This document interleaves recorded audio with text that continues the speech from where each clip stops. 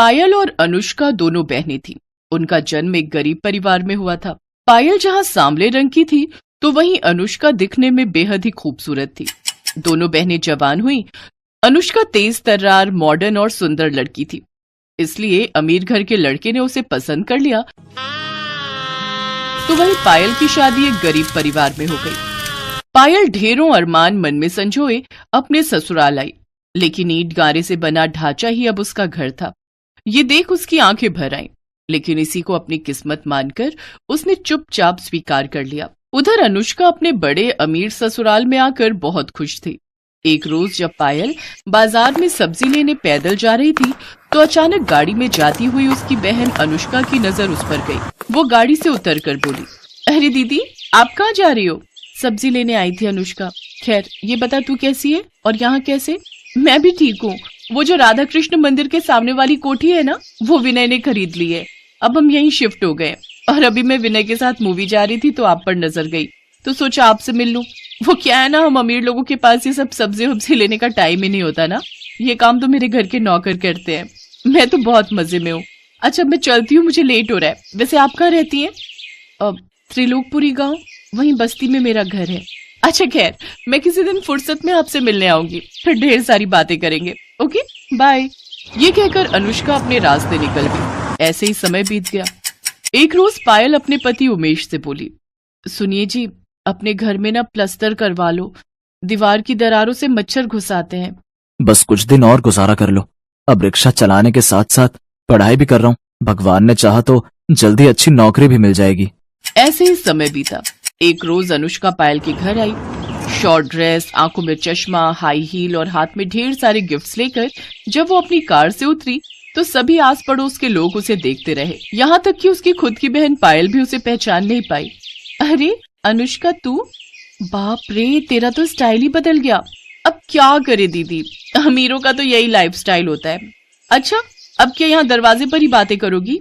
चलो अब मुझे अंदर आने दो, मैं भी तो देखूं तुम्हारे महल को। अनुष्का उसके घर के अंदर आती है तो चारों ओर से उसकी ईंट की चार दीवारी को ही देखती रह जाती है। फिर पायल के हाथों में तरह तरह की मिठाइयों के डिब्बे और ढेर सारे गिफ्ट देती है। फिर कुछ देर बाद पायल पानी लेकर आई।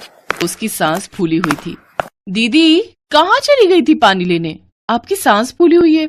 गली के बाहर जो सरकारी नल है ना, वहीं से लाई हूँ।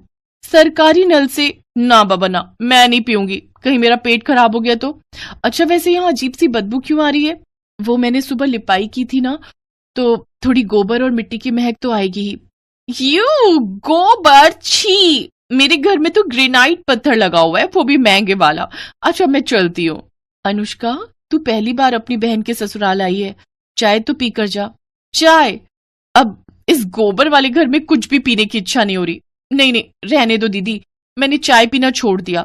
अब तो मैं सिर्फ केसर पिस्ते वाले दूध ही पीती हूँ। अच्छा मैं आपको ना, मेरे यहाँ संडे पार्टी भी है, उसका इनविटेशन देने आई थी, आपको आना है। ओके, इसी बहाने आप मेरा ससुराल भी देख लोगी। ये कहकर अनुष्का वहां से चली जाती है। उसके जाने के बाद पायल वो डब्बे खोलती है तो उसमें बहुत सारा खाने का सामान था।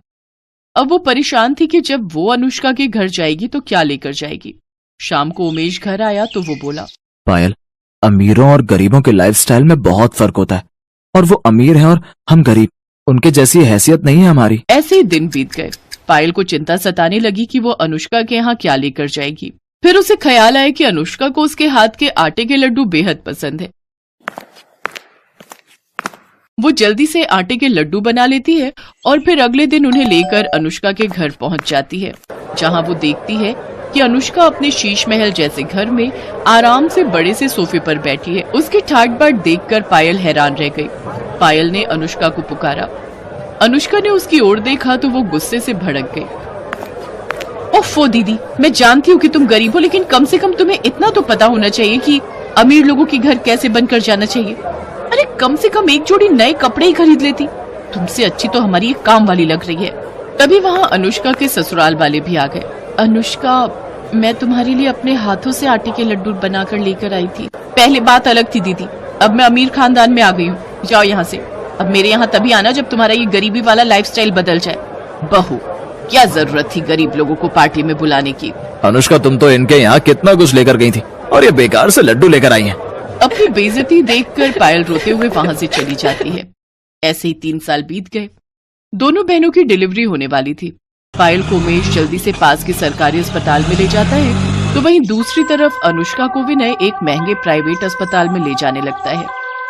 लेकिन प्राइवेट अस्पताल थोड़ा दूर होता है और वो वहां तक नहीं जा पाते, इसलिए वो भी अपनी पत्नी को सरकारी अस्पताल में ही ले जाता है। कुछ देर बाद डॉक्टर पायल से कहते हैं, मुबारक हो, आपको 2 जुड़वा बेटे हुए हैं। ये सुनकर पायल और उमेश बहुत खुश हुए।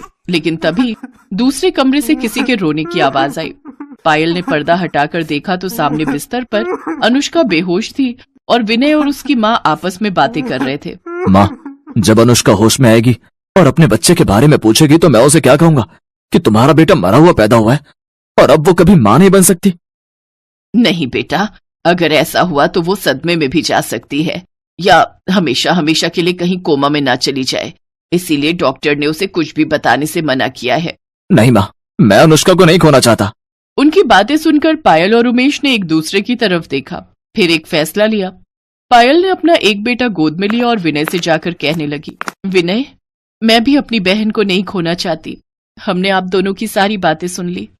मैंने जुड़वा बेटों को जन्म दिया है, इसलिए मेरा एक बेटा तुम रख लो और अनुष्का को यही कहना कि ये उसी का बेटा है। मैं गरीब जरूर हूं, लेकिन दुख तो सबका बराबर ही होता है ना। मेरे बेटे की परवरिश करते समय उसे गरीब और अमीर दोनों के बारे में बताना, ताकि वो गरीबों का दुख भी समझ सके। अनुष्का होश में आ चुकी थी, उसने उनकी सारी बातें सुन ली थी।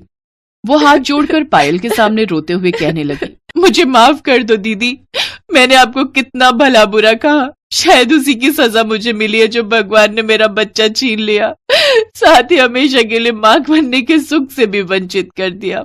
दीदी, आपके बेटे को अपना बेटा समझकर पालूंगी, शायद इससे मेरे सारे पाप धुल जाए। मेरा नहीं बहन, तेरा बेटा, आज से ही तेरा बेटा है। दोनों बहनें रोते हुए एक दूसरे के गले लग गई। आज माँ की ममता ने अमीरी गरीबी के सारे फासले मिटा दिए।